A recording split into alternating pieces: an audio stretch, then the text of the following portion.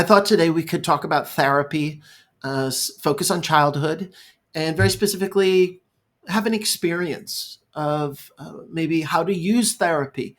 Because a lot of us don't really know what that means or have misconceptions about it or think that it's some kind of mystical, magical thing. It's a process. It's not an idea. It's not a technique. It's not asserting some agenda. Um, it's a process. Like if you go dancing, if you're going out dancing, do you really know every single song you're going to dance to? Do you know the moves you're going to make? Do you know how your body's going to sway or how you're going to start getting into the zone, the flow of the music and the dance itself? You don't know. You don't think of those things. But at the end of the night, you have an experience, you have had an experience, and you say, well, you entered the process of dancing. And we oftentimes we don't quite remember, like, oh, remember that one beat, remember that moment that I did that big reveal and I jumped off the platform in the middle of the dance floor. No, we're not doing that. But you know, the point I'm making is that you walk away and you've had an experience and you can't quite put your finger on like a particular moment within the experience. It's the collective participation and that you were in a process. And that's what therapy is. Now, it's slightly antithetical, goes against our everyday cognitive thinking mind of purpose, meaning, and why are we doing this? And I want to see results, and I want to be happy, and I don't want to feel my sadness, and I don't want to feel loneliness.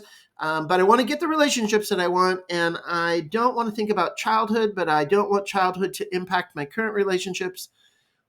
Like, oh, okay, lot of rules, right? A lot of rules, a lot of demands.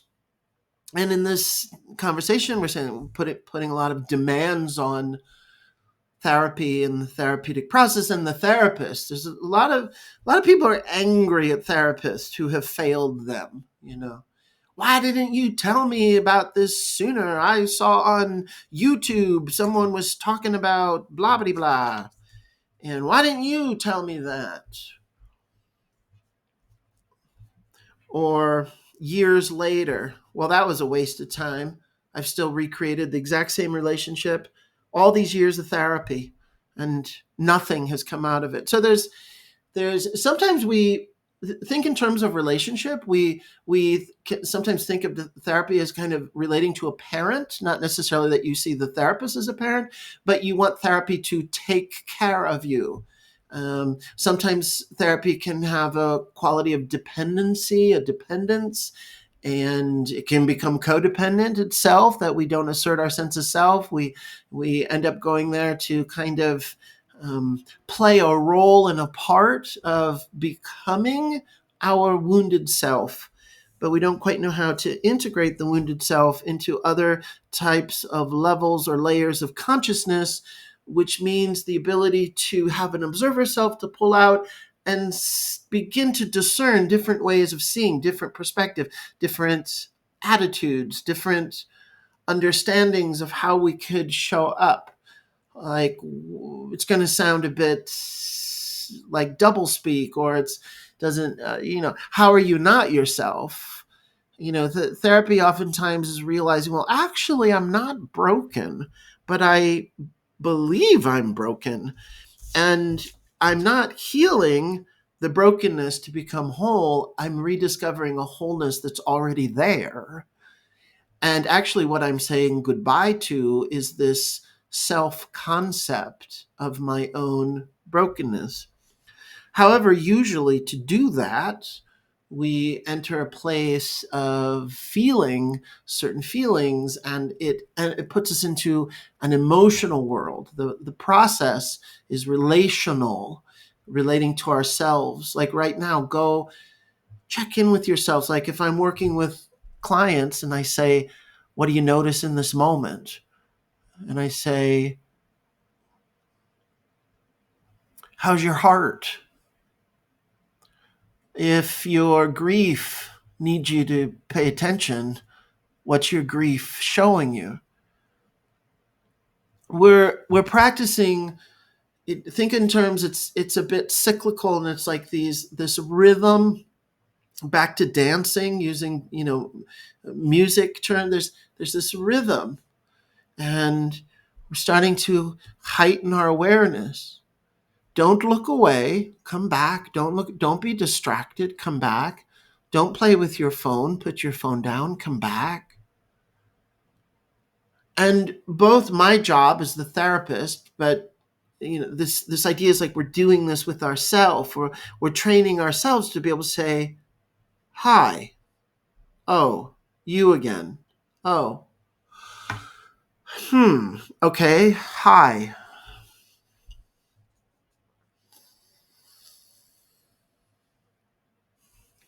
So, can you show up? Um, Offer some presence, availability, openness. And many of us can't do this. And we know that we say, there are obstacles, there are limitations here, there are buffers, there are walls, there are doors. I use my distractions so I don't have to enter into this place where I'm really asking myself, what's going on?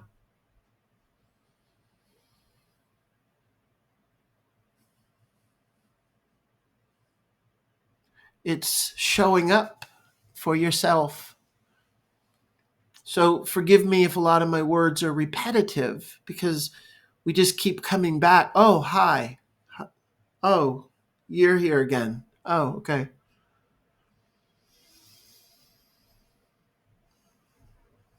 There's a quietness. So we could notice our incessant need to speak and to demand and to ask questions, to want answers, to explain, to explain, to explain the story. That's a big thing that happens in therapy. We get hooked. And you might perhaps have experience with a therapist who is on board with you getting hooked and then telling a story that just goes on and on and on. And sometimes the story's necessary. But we can, need to, are invited to find a break in the story, to interrupt it, to not share it in its chronology, to not share it like you're just on autopilot telling about something that happened. But instead you're choosing to pause. The work that we're doing is pacing. There's a pacing. And sometimes there's talking, and it's loud and has ideas, and it's cognitive and it's meaningful and it's intelligent. And other times it's quiet. And within that story, to say, we don't really need you to tell me everything that you did last weekend. We don't really need, that one story that you want to work through. We might not need to spend the entire session talking about the details of the story. Sometimes we need to hone in on certain parts of the story. But there will be a moment in the story where where it grabs you. And that's the moment you don't continue. You shift focus away from the literal story and you look at, what does it mean to be grabbed by the story? And that's also my job. That's what I notice. We're talking. And maybe your voice changes, maybe your body language changes, maybe your facial features, maybe you just you insert a joke that feels slightly out of the rhythm of the dance step. And I notice on the radar of the experience of participating in the dance with you that there's this hiccup, this, oh, this is, oh, what is that? Where's that coming from? And we laugh at the joke. Okay, yeah. But there's something there. Not always. Now, humor is a very powerful tool of levity and connection and relationship and shared experience, and sometimes can cover over something. So if you check in with your inner world right now, you check in with, hey, what's going on? Can you pay attention to yourself and you breathe and you're telling a story and there's something that calls your attention that grabs you and you real quickly reach for your phone, you real quickly think that you got to look at an Instagram page, you decide that you're going to walk the dog, you decide that you're going to yell at the neighbor who put their trash container on your side of the driveway, and now you're all irritable, you're going to yell at them about it. But there's this other thing that in what needs attention that grabbed you. And so you and I will say, what's there? And you might not even know what I'm talking about. What are you talking? What? What? That thing, like were you telling that story and you got to that part of the story and you popped out of the story. You became your voice got faster. It's almost like you all of a sudden weren't here. You kind of went somewhere. Where did you go? Oh, right. Oh. Okay, well, yeah, I did notice in telling the story. Imagine you're saying this. There was this, yeah, I guess I guess it was sadness. There was this sadness that came up. Oh, okay. Well, let's welcome sadness then. So you see, that's a shift. We started with the story. We started with come in, sit down, hello, what's going on? Oh, it's a process. We're dancing. Tell a story. A lot of story. And then, oh, right. And then there was this joke to kind of cover over some organic moment, which is going to be so subtle. But if we are practicing paying attention, these very subtle moments of being grabbed, something grabs you, and then if you really slow down and question, well, what is that? I don't really know, but I'm feeling some sadness come in. Oh,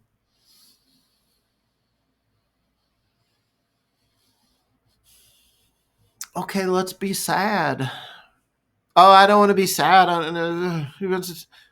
Well, okay, so you don't want to be sad. Well, it's here anyway. It's not going anywhere. I didn't make this up. You're the one that said that there's some sadness there. Okay. I just, and then imagine I'm sitting with a client, might be you, comes up with all the reasons why not to be sad. Well, being sad isn't really productive. I mean, it's really not helpful. I mean, who wants to be sad? Pull yourself up by the bootstraps. I don't have time to sit around all day being sad.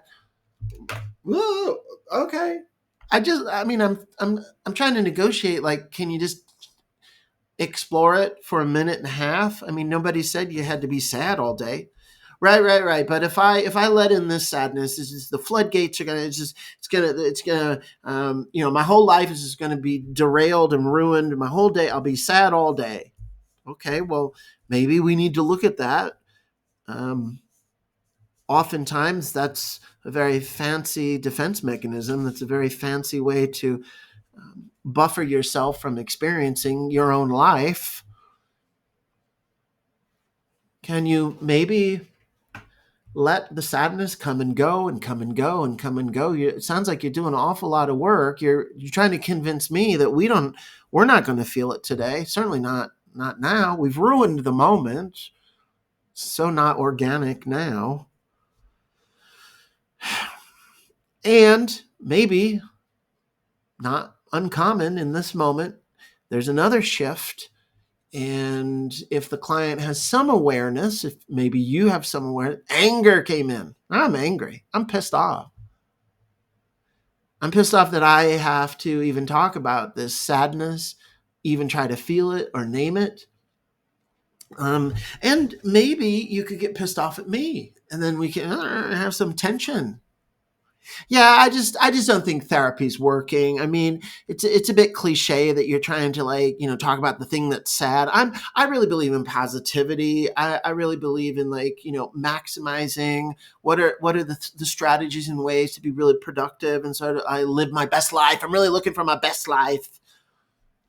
And I don't know if this um, sadness is really doing it for. Oh, okay. Sounds like you're angry with me. Okay, so then it's relational. Say another moment of silence.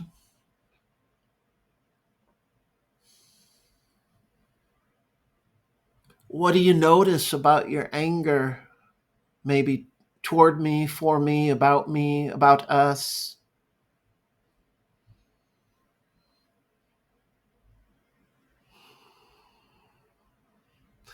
Very common in this moment, a childhood memory comes in. Yeah, um my family didn't really acknowledge sadness. If I was sad, I was told to turn that frown upside down.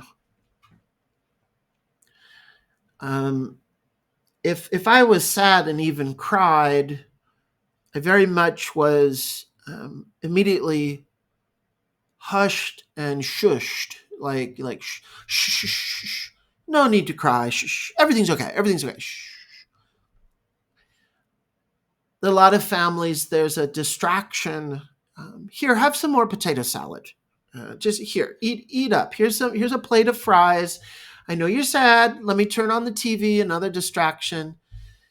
Um, the family member, the parent, probably the parent. Generally, we don't talk about childhood without talking about the parent figure, the caregiver, the aunt or uncle, the grandma, whoever it is. The adult, but it's the parent-child relationship, the adult-child relationship. And then maybe the parent also shares their anger. They say, I have so much laundry to do. I can't sit here and cry with you that you're sad. I'm sorry, you're sad. You didn't get XYZ. Your cousin didn't come to visit. Your dad isn't showing up, or the birthday party's not happening, or whatever. It's diminishing it. Whatever the thing is, it's a big deal to the child. Big deal. Important.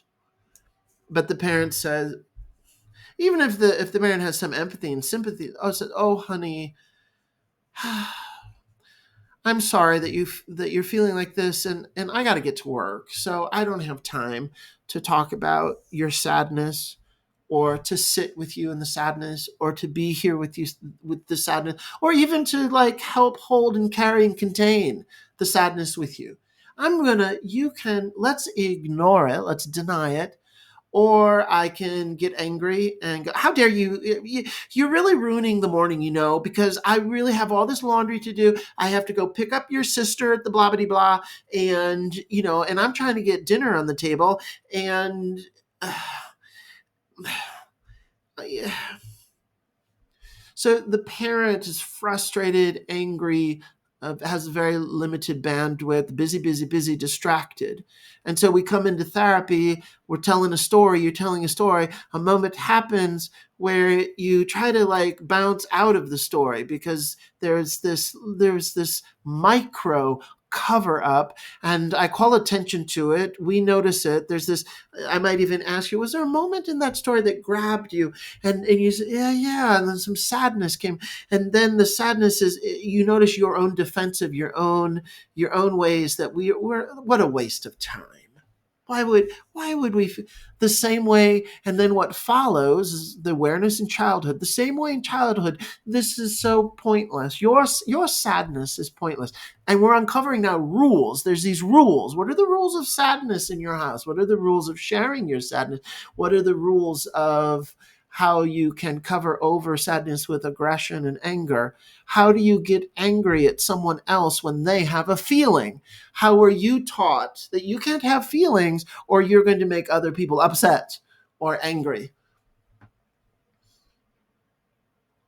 And it's a diminish it all, diminish the sadness, diminish the moment, diminish the thing that's hurtful. Yeah, it's not that important. I didn't really want to go to that birthday party anyway. Well, okay, another night eating dinner by myself because mom or dad won't be here again. Okay. And the moment I said that, something else just entered. There's loneliness. Oh, yeah. Oh, mm-hmm. So do you see this organic? Everything I'm saying, I had no idea I'm going to say. I make up this shit as I go, and that's what happens in therapy as well. It's just this very slow improvisational process of some memory fragments and ideas and feelings and pause, slow down. And so in where we're at in this moment, the loneliness.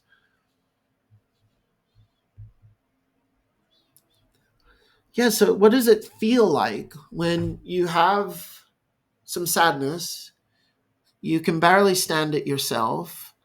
It needs some attention. You need attention. But you don't really have that much experience of another person showing up and being able to sit in your sadness and or be okay that you're feeling not okay.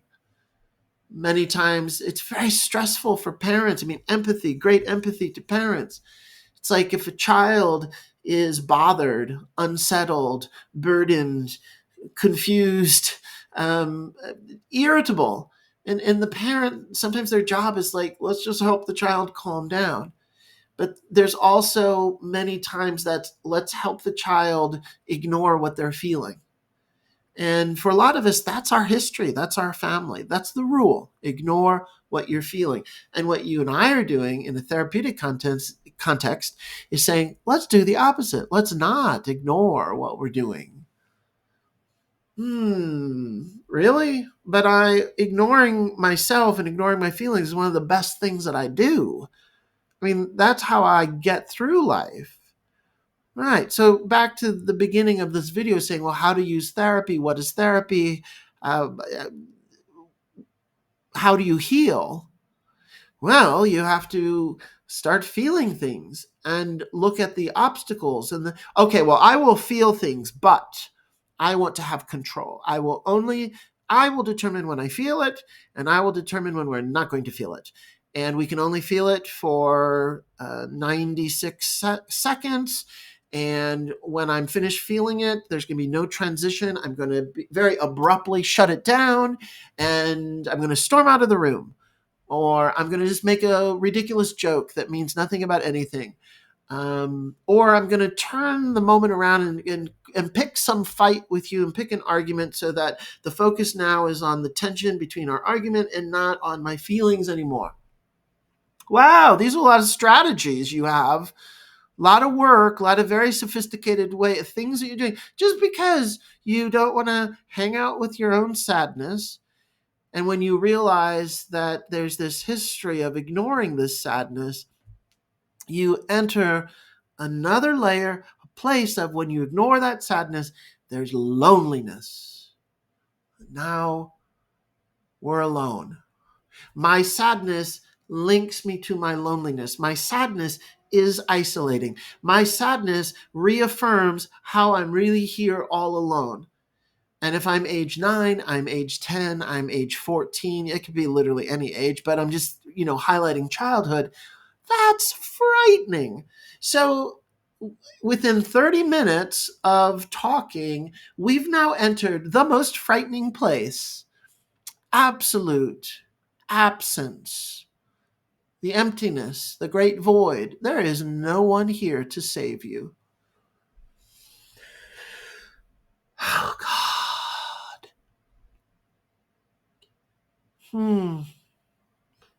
And my job as a therapist in that moment is like, kind of like, hello? Hey, heavy stuff, right? Yeah.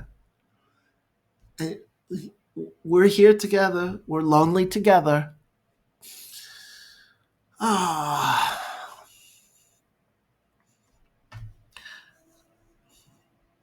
And sometimes I can cry in this moment. I can feel it. Or the client, many clients announce that they're going to, the tears are coming. That's like Oprah, you get a car. you get tears. You get loneliness. There's loneliness for you and for. See how we make light of it. We bring in humor. The humor can be relational and bonding. It's kind of humor that like nudges each other with the elbow. It's like, do you see that loneliness? Lonely. Oh, oh my. Woo. I work so hard every day to not feel the loneliness. But one of the gatekeepers to that loneliness is sadness. So I work really hard to defend against the sadness, and work really hard to create obstacle and distraction to even feeling the sadness, because I don't want to enter through the portal, the gateway. I don't want to go down the path and then find myself in the great abyss, the great overwhelm of nothingness, the absence, the emptiness. I am really alone here. There is no one to help me. This is also this is when, let's now scroll through Instagram. Let's find some therapy video or go, you're not alone. Well, just remember, you're not alone. Oh, okay. No, I'm alone. I feel it. And we're even together. We're alone together. I didn't know this video that we're doing what we're doing, which means, for me personally, maybe different for you, different. This is the most bottom of bottoms of the place, the bedrock of existence, the thing that we are so completely defended against, because it's death. Sorry to say that. This feeling, this intensity, is the feeling of the absence of life, and this is what drives so much of our pathology and neurosis and fear, and drives our desire for a relationship. Many of us think that the purpose of relationship is to make sure we never feel this. And so I got to find the right one. I got to find a person. I got to find a savior. I got to find someone who it's their job to be a gatekeeper to the sadness and the path to loneliness, the path to emptiness, the path to this absolute absence of and aloneness. And I need a relationship to make sure I never go here. Don't go here. Don't go here. And our first experience, our early years experience, our childhood, we experienced this level of aloneness the very first time when we are incredibly young. An infant, a toddler. Developmentally, I think, in my opinion, that's the greatest, most profound developmental milestone, and determines a person, the person's life, the trajectory of your life will be greatly influenced, if not even determined. And I don't know if I'm really deterministic in my thinking, but I'm more saying it as a kind of dramatic moment. But if the child, the infant, the toddler cannot handle this degree of intensity of aloneness, or hopefully has a support system, has parents, has a parent, has other connections through relationship to buffer us, and in a healthy way, the word distraction, a kind of healthy distraction. You don't even have to really fully feel that level of complete isolation and abandonment, and no one is here. But you and I know that's not true for many of us. And that somehow, through life circumstance, people experience trauma, family dysfunction, toxicity, natural disaster, things just getting in the way, or what we call good old suffering. The reality in Buddhism, the samsara, the cycle of suffering, it just keeps going.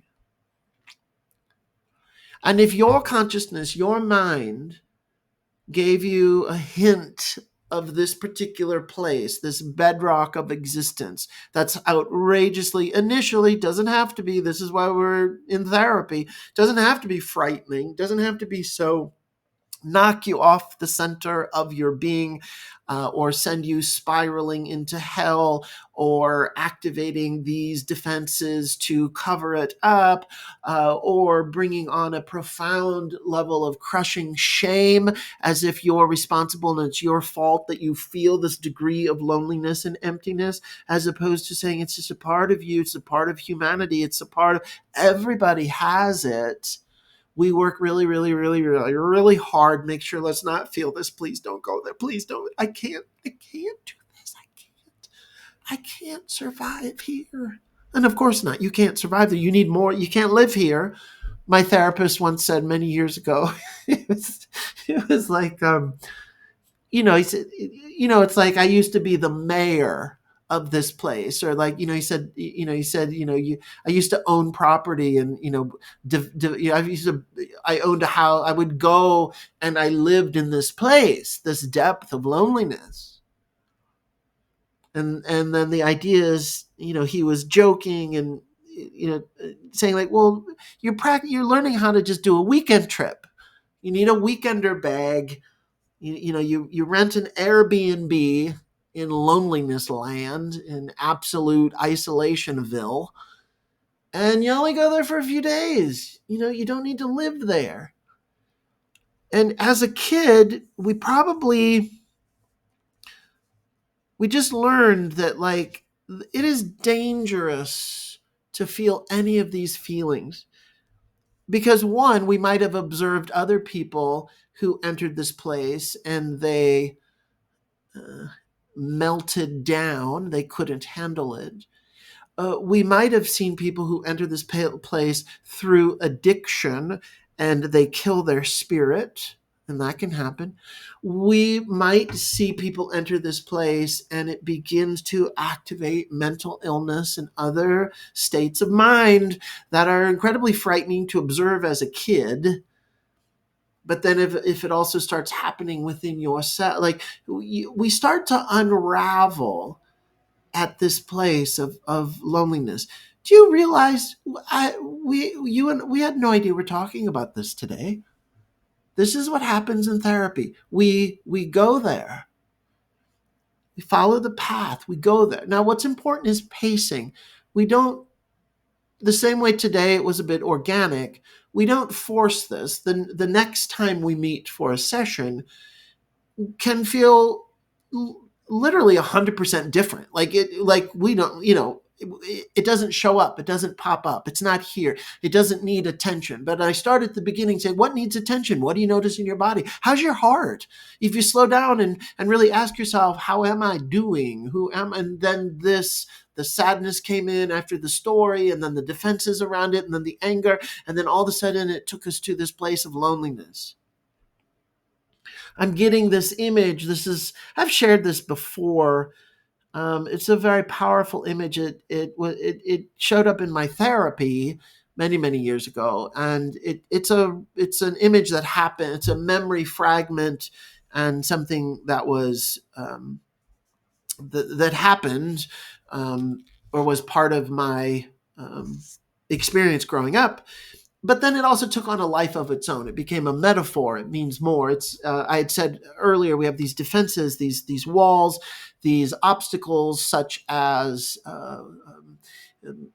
doors and windows. Walls, doors, and windows are very helpful therapeutically. And many people say, "I'm just noticing a wall. There's just a wall between me."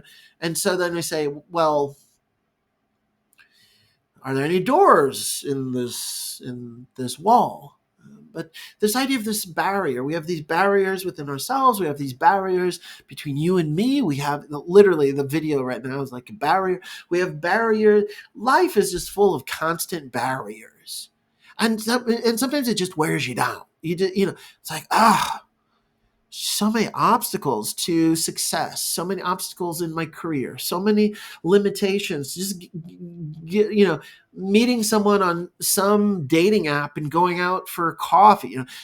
If you're in relationship, if you're married, it's like the obstacles of busyness and life. Like many people report who are married and say we never really sit down, and we're never here. We're always going. Going, doing something, and then 25 years passes, 30 years pass, 35. It's like, hello, we have had so many obstacles to we're here, but we're not here. We're in the same room, but we're not in the same room. These moments of looking at your partner and go, who are you? No, really, like, who are you? I mean, I haven't seen you in the last 20 years. I've chosen not to see you. I've chosen not to slow down. Distraction. And what we do in this process is, if we are intentional, we start to notice the layers of the obstacles and the distraction and these walls. Or are there windows in the wall, the barrier? And the image for me from childhood, I'm so happy I just remembered I was in the middle of a story about this image and I got distracted. There's a door. It's so literally with my father was a woodworker. It was his hobby. Sort of, tried to turn it into a job. He had another job, but he was in his shop a lot. Talk about barrier and distraction. He was in his shop a lot to make sure he was always busy, always working, doing his hobby. He was a great woodworker, but it really meant he's not available for relationship because he's busy. So as a child, there's a door. It's basically like it's a hallway. It's the entryway. I think some people might call it a mud room. A bunch of shoes are lined up on the floor. My mother was a very fastidious house cleaner, so these shoes I'm mentioning are perfectly lined. I mean, we're talking, and there's not like dirt on the floor. Like, she removes all the shoes and sweeps the floor and the shoes. And there's a rug, and there are these white curtains that have a little lace design on them or something. And I was just so tall. Maybe I'm 8 years old, 10 years old, 11 years old. And there's a window in the door, and I could move the curtain, and I see my father, and I'd spy on him and like wonder about his world, and wonder who he is, and wonder what's going on with him that he spends all those hours by himself in the shop making a beautiful cabinet with a marble top. Beautiful. That door represented and came up in my therapy a lot. So many things. It is an intersection of longing. Longing is a response to loneliness. I am so lonely. I do not have a relationship with my father. I do not know him. He does not know me. How could we? There's a door between us. And very interesting, it wasn't a solid door, it's a door. My door happened to have a window, which again is metaphor for, in certain ways, I still saw him. And in certain ways, I felt he did see me. He did show up at certain times seeing me, but he didn't get through to me and I didn't get through to him. And why? Well, because there's this door.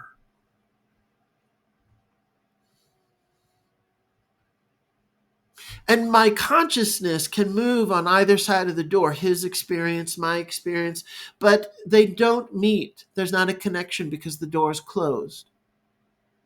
So in therapy, there were many times we would practice what would happen if I opened the door. And then sometimes more stories flood in around what actually did happen the couple times more than a couple, but um, what would happen, what comes in are these other literal historical memories and stories that, well, I know what happened. This happened, and this happened.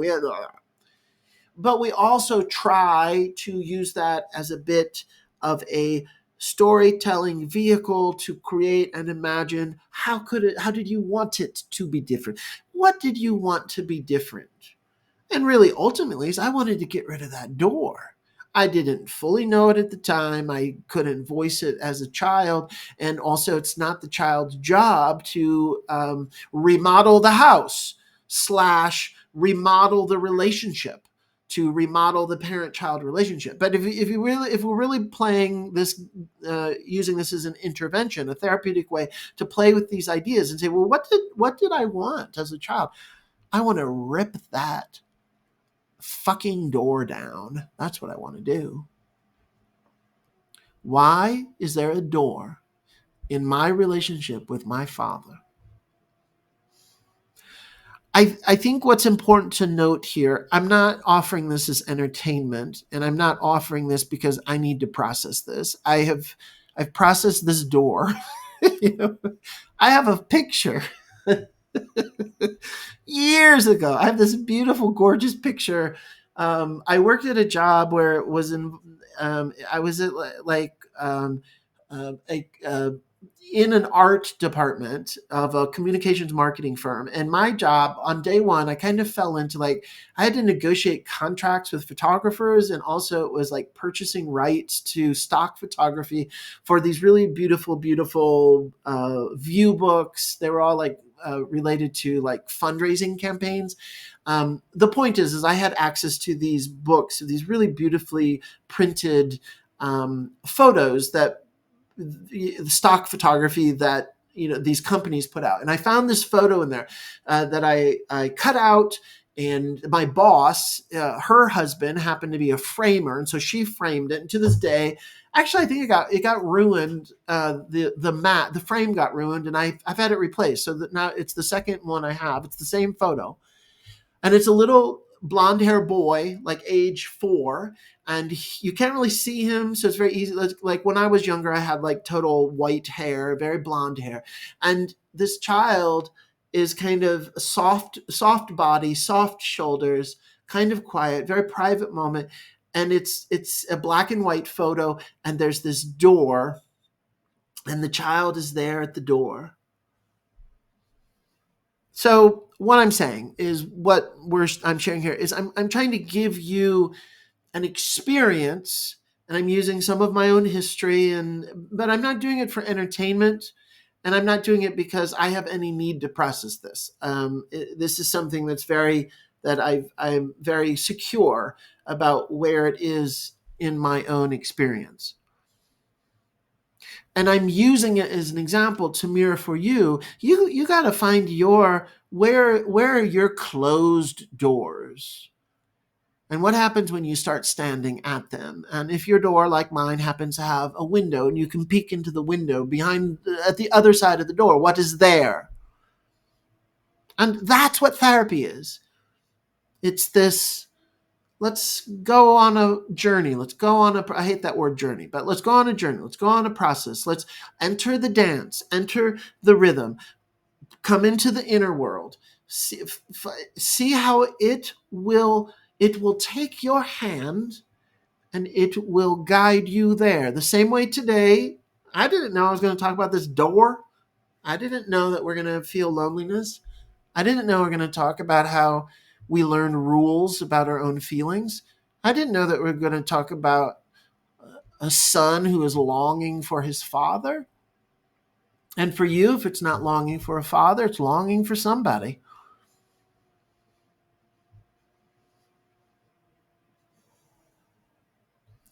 The last piece I'll share, it's kind of, I do know the voice that comes in is some people, well, who cares? Like, why do this? I don't want to feel those feelings. Yeah, so I didn't have a relationship with my father. Who cares? Or some people will say like, why are we rehashing the past? I don't know whose voice that is, but it's fun to mock them. Why are we talking about the past? So there was a door. Because it's happening in real time. This isn't about the past. I'm having a real feeling right now. This door is alive in my consciousness. I'm still a human being who's living with loneliness. I'm still trying to practice and learn ways to create connection through relationship that are informed by this history. And more importantly, what we do is who I am, my current adult self, not the 8-year-old standing at the door, not my father who passed away many, many, many years ago. I mean, this is all based upon a memory, uh, a memory imprint of who my father was, but how I keep him alive in my thought and he becomes activated, and that it's a representation of barrier and obstacle and disconnect and living with the longing to do something with this loneliness. And say, why would we do this? What's And then imagine, I can see it right now visually. This whole conversation is the equivalent of my current adult self, who I am in real time, where I'm living now, not in childhood, not in. I step into that experience. And it's no longer the 8-year-old boy looking through a window staring at his unavailable father. I walk in. The child realizes my current adult self, my child self, I've been paying attention the whole time. My child self turns away from that door, looks over his shoulder, and realizes I'm standing here. It's me. I'm here. Hey, honey.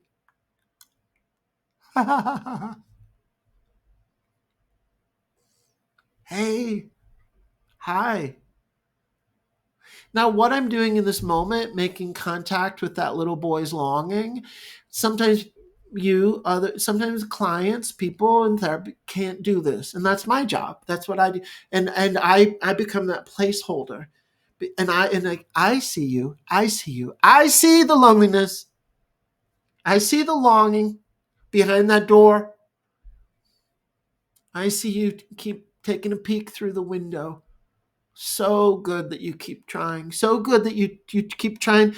Dad, Dad, do you see me, Dad? I'm hiding. I don't feel safe. I can't totally pull the curtain. Do you see? And so this whole thing that we're doing literally in real time, right now, real time, today, whatever the date is, it's overwriting, not overriding, overwriting. It's creating an overlay of a new experience that is relationship. Me talking about this, me feeling it, me showing up, me being able to hold and contain this level of loneliness, to tell the story, and to tell the story in a way that I can move through it and it makes sense and it has meaning and I can get it. And then the part of the story that says, well, actually, I'm just talking to myself. I am the 8-year-old. And my age today happens to be 54. I am the 54-year-old, which sounds weird to be that old, but I'm old. Oh my gosh. So, hey, 8-year-old, hey, 54-year-old, look at this.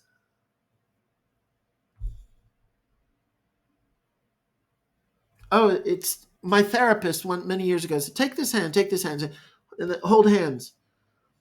And then he said, who's in the middle? Follow your hands. Where does it meet? At the center of your chest, the center of feeling, the seat of your emotion, your solar plexus, your heart. If you hold your hands, I know this is corny. You're up to you. You want to make it corny and be ridiculous? I agree. It can be corny and ridiculous. Or you put that aside, the judgment, and you come in to say, no one's going to hold my hand in the way that I need to hold my hand. No one is going to become friends with that 8-year-old boy standing at a door longing for his father at all except me. I'm the one. Oh, this visual, this thing again, it might not land. You might think it's corny or something, but this represents the integration. It's like, come back to center, come back to self, come back to heart. See, we're all fragmented, all these pieces. Don't feel this, don't feel this, don't feel this. That memory, that story, dad, the door, longing, empty, pull it, bring it all together.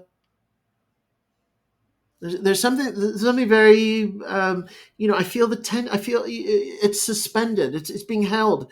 Oh, look at this image. You're like, oh, baby. One of my favorite phrases, put that in the cradle of loving kindness. Put your loneliness in the cradle of loving kindness. Put your 8-year-old self longing for a parent to see him or her through the window of the obstacle in the door of distraction and limitation, or that door could be addiction or mental illness or abuse or trauma or family dysfunction or exhaustion. Some parents are just so exhausted. They're not here. They're not here. Hello. Just recently what I'm going to say, everybody sees it all the time, but you go to dinner. So this father was at lunch, father, 2 boys, all 3 of them, the 2 boys had iPad or tablets, and then the father has his phone. The children like age 4 and age 6, and then the father, and no one looked at each other. And as someone who has a history of doors between fathers and sons, those devices were the door of 3 people ignoring each other, a parent and 2 children, not here now, not here, not present, not here. Do you want to be here? No, not now. Don't be here now. Many of our childhoods are an experience of no one was here. I wasn't here. We are trained and we learn to don't pay attention. And then we enter therapy, and the whole invitation is, let's practice being here now. Oh my gosh, it's like reversing my blood flow. That's a whole completely different orientation. My whole life is spent making sure I'm not going to be here. My whole life is spent making sure I never find how to hold my own hand, integrate the difficult part of the lonely self at an early age, and be able to turn it into a real-time moment to say, I can handle it. I can show up for that 8-year-old, for that part that's hurt, wounded, crushed, confused, that's longing for connection. And if I don't do this, if we don't go to therapy, if we don't go through this process, healing process, I will forever be hunting and searching for, looking for someone else to contain and bring it back to me in my own chest, my center core, my heart. Please love me. Please be in relationship with me so that you can do the job of being the new door, or you can do the job for me of opening the door. And I imagine you're on the other side of the door and I get you. And this is how we project all this onto other people. If I don't learn how to work with the door on my own, if I don't learn how to love the boy standing at the door, if I don't learn how to experiment with opening the door, going to the other side, and giving my father a piece of my mind, it's like, what are you doing? You have a lovely son on the other side that you're ignoring.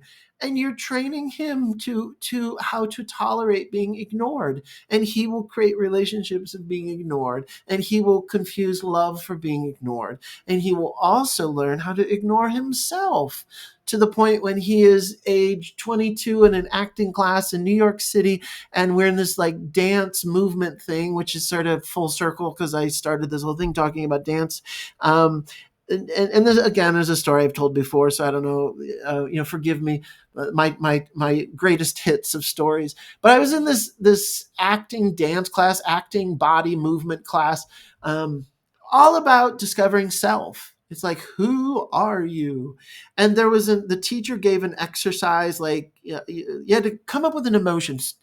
Think of an emotion, think of a time in your life, and I want you to feel the emotion. And I look around the room. There's like 20 people in the room. It's rather like a big dance studio. We're laying on the floor, and I can see people. They're actors, so like they're a bit dramatic, obviously. But like these people are like going inward, and they're contorting their face, and they're doing all this stuff. But as it was also kind of silly. At the same time, I was noticing like something's happening. Like these people, these wannabe actors, or these young actors in training, taking class, they were able to feel feelings and access feelings, and they even understood the directions and the instruction. Because as I laid there on the floor, and again, I was like it was part of a program called Circle in the Square Theater. It was a summer program, and I never really wanted to be an actor. My brain somehow said, you better take acting, because you have no self. You do not know who you are. You need to discover who you are, and you better take acting classes. And it's through this process of acting that you're going to kind of have to like wake up, because you are numb. You are so shut down. You have so many doors between you and the world that you don't even know how to let the world in, and the world can't find you. And that's what's happened in that moment. I'm sitting there, I'm in that exercise, and I look around and I say to myself, what are they doing? Like, I could tell they had feelings, and I felt nothing. And to me, it felt like it was an aha moment, but it felt like it sort of felt like, not so much, I'm going to use the word police, because I don't really mean like I'm going to get in trouble, but it felt like I've hid this my whole life, and I've hid it from myself, that I don't have feelings, that I can't even feel my feelings. And in that moment, I became oh, I have to pretend I can do this exercise, because I can't show everybody that I don't, I can't even locate a feeling inside of me. I am so dead inside, or shut down, or immature, or young, or underdeveloped, or for whatever. I have these adaptive strategies learned in my family to make sure I don't feel. And it culminated in that moment at Circle in the Square Theater dance class, where it was so glaring, to the point where I felt like now, like all of a sudden the doors are going to open, and the police come and go, you cracked, excuse me, you cracked the code, you figured out the matrix, you just broke the matrix, get out of here. Because I was totally, my whole consciousness was shifting of like, oh, if I'm gonna, at age 22, I was 21, 22 or something, if I'm gonna get to age 23, I guess I gotta figure out how to have feelings.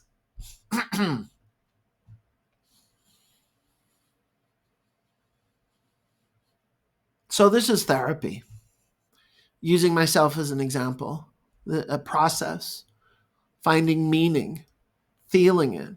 Don't rush. Drop into it. Say the thing that's hard to say. Integrate. Be available to yourself. Notice your kicking and screaming and resistance.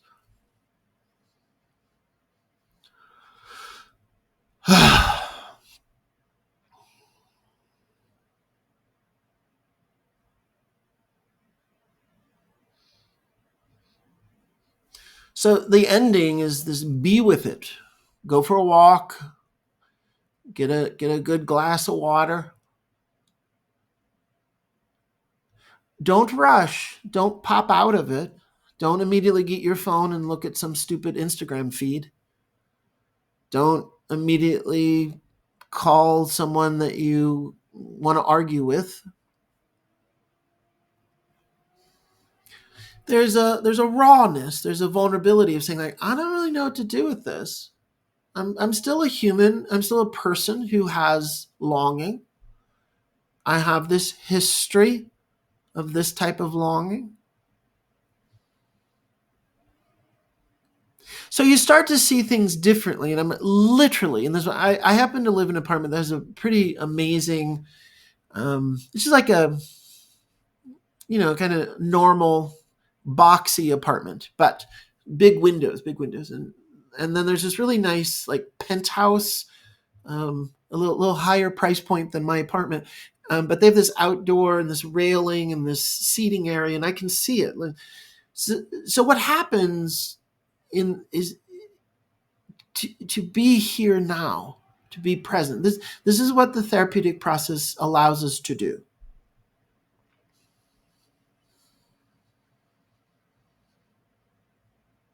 There's a quietness. And the reason why I bring this up is I looked out the window. They've actually flown away. There are two birds sitting on a railing. I could see their silhouette, their black silhouette. Maybe they were crows. I'm not sure. Maybe it's just because they're the distance. But there was a pair.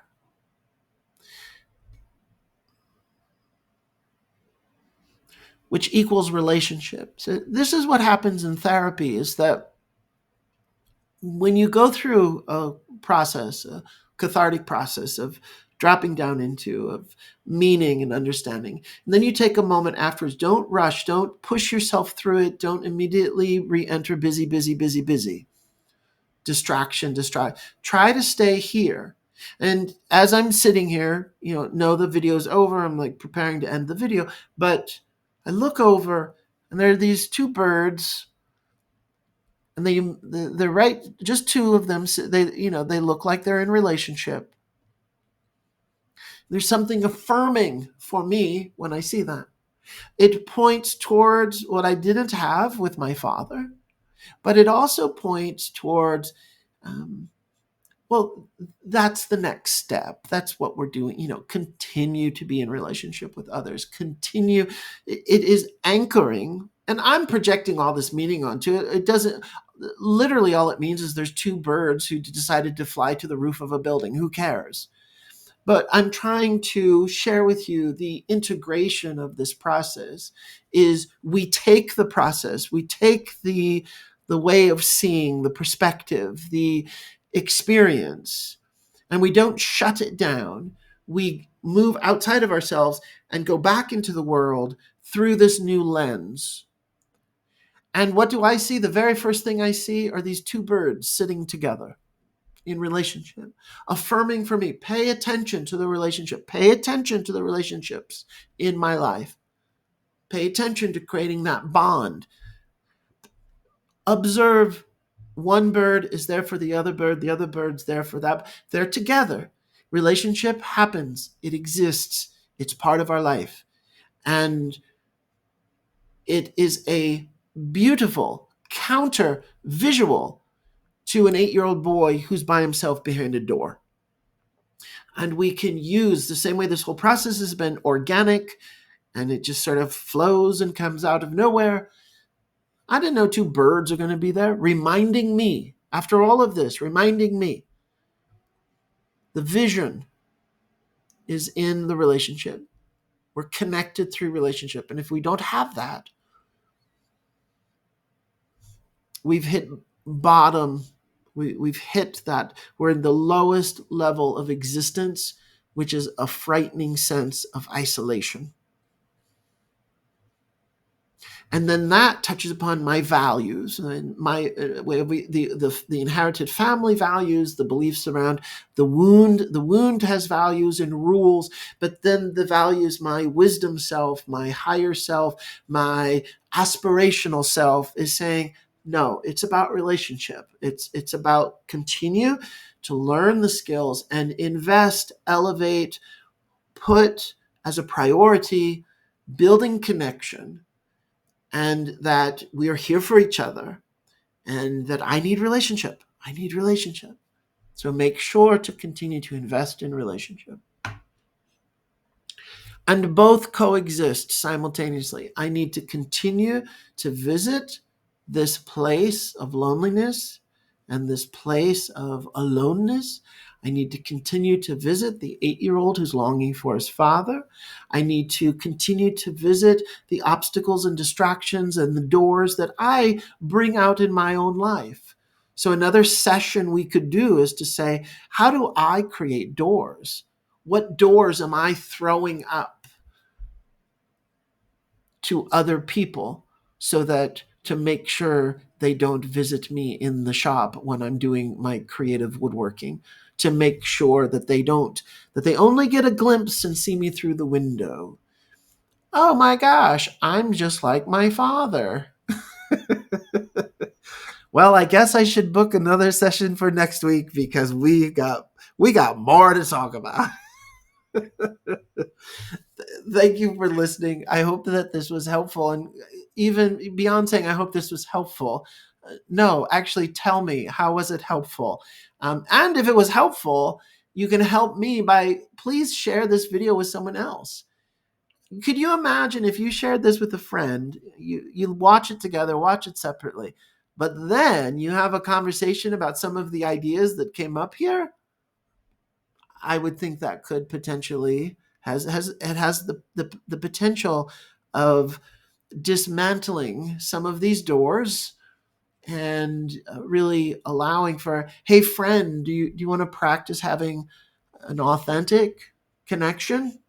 None of the bullshit, but do you want to slow down and drop down into who you are in my presence, and I'll do the same thing for you?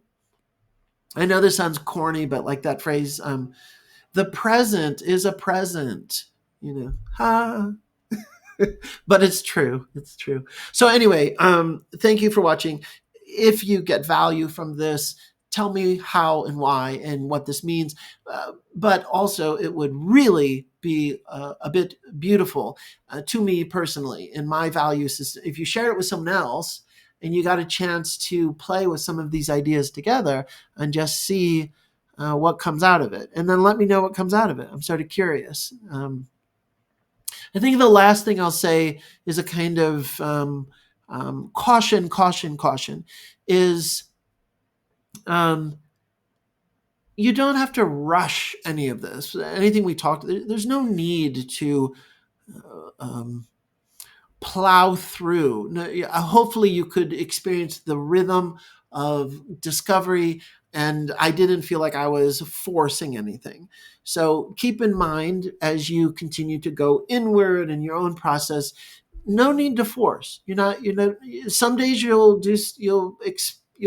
go to therapy, or you'll go inward with yourself, and nothing's there. It's kind of shut down. That's okay. That's okay. Let it be shut down. It's okay. It's some days, I go for a walk and I'll say, okay, I need to bring up sadness. I'll say, sadness, you're welcome here, sadness. Show up. Come. If hey, in my body, in my mind, if there's any sadness that needs some attention today, then now's the moment. Please, let yourself be known. I will either feel you as a feeling sensation, a memory fragment, an idea, and sometimes nothing's there, and it's an exercise that nothing happens, and then I go get lunch. Let's go get a burrito. Tried to talk to sadness, no sadness. Let's go get a burrito. Other days I will do it, and woo, I'm on fire. Like sadness shows up. It says, well, good thing you called because I got to tell you. And then we're off. And then the thing I'm doing here on the video is basically what I do with myself.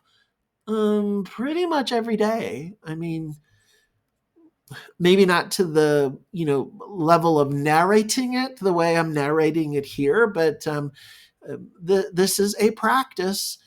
So you don't just go to therapy once, twice, 6 times, or 6 months. It's an invitation to living. It's like dancing. You don't just go dancing twice and then go, oh, I love dancing. Dancing was great. When's the last time you danced? 30 years ago. Oh, okay. I guess you don't really love dancing. Oh no, I dancing is great. Well, when's the last time you danced? Same thing with feeling feelings. Same things with knowing yourself. Same things with let in life. Go out and find the bird sitting next. Find the bird who's in love with the other bird. And observe the lovebirds and invite those moments into your life. Thank you. See you next time.